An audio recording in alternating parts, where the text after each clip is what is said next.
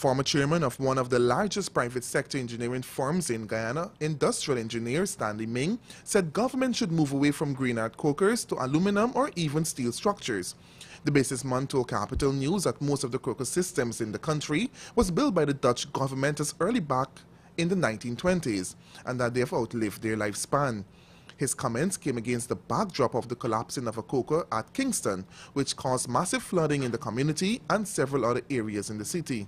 We need to have our engineers who are very capable of designing a door out of metal, preferably aluminium, or steel, which can be done very quickly.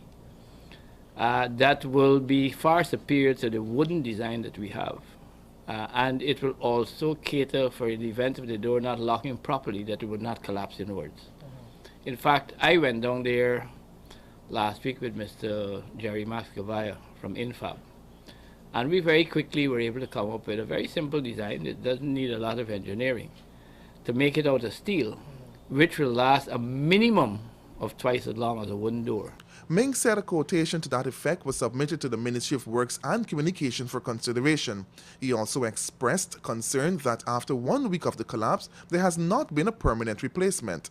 If we had rainfall between Tuesday and today, and that door is not in position and could not be raised or lowered as we need to do when the tide is in or out, we would have had more flooding again, because the pump that they have there, which is also under repair, would not be able to take care of the rainfall that would have accumulated in the canal there. Ming, who was instrumental in the drafting of Guyana 21 plan, which is aimed at modernizing the country, said it's time for the retrofitting of all the kokers system in the country, since there are only 3 types used.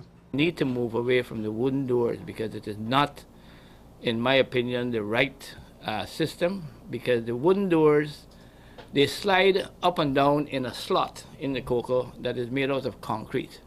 And what happens if you go and look at the door? I have the photographs I can give to you guys.